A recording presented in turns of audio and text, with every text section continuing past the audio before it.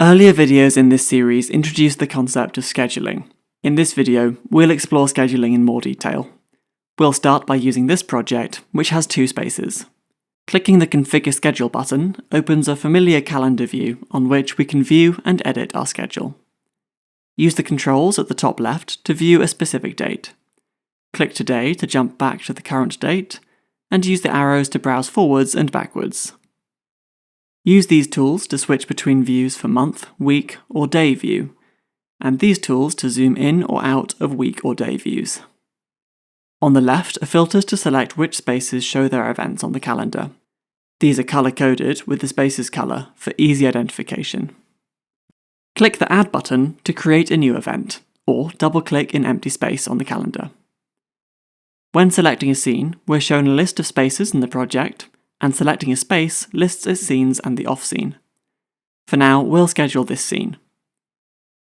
Let's specify when the event starts, which can be a time, or an astronomical event like sunrise or sunset, with an optional offset.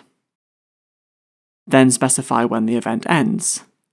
This can be after a set duration, or on a specific date and time, or when an astronomical event like sunrise or sunset occurs. Events can span multiple days. Finally, there's an option to set when the event will recur. Select the recurrence type from the available options, and then choose how long the recurrence should continue for. It's possible to add exceptions to a recurring event here. Just specify any dates on which the recurrence shouldn't run. You can also add these after you've created the event. Once created, the new event appears in the schedule. You can select an event or occurrence and adjust it as needed.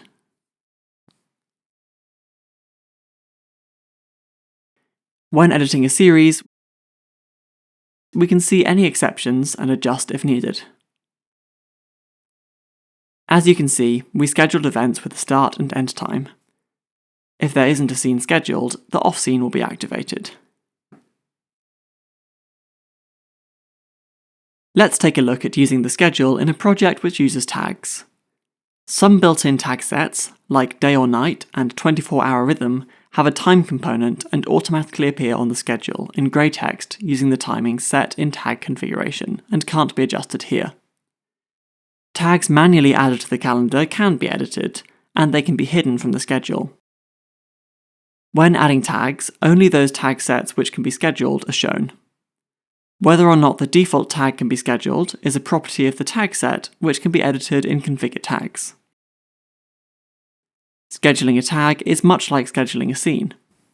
When manually scheduling a tag with a time component, like the nighttime tag from the day or night tag set, there's an option to set the event's end to auto. This lets you schedule the tag's start time, while leaving Express to automatically determine when the event should end.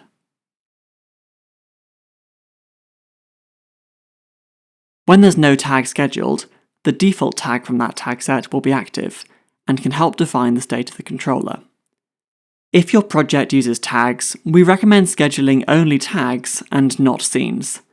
This makes it easier to see an overview of what your controller's state will be at any given time. You can simulate your project in the software to review scheduled scenes and tags, setting simulation to any time to verify what the controller's state will be. Express makes it easy to ensure the right scene is active at the right time.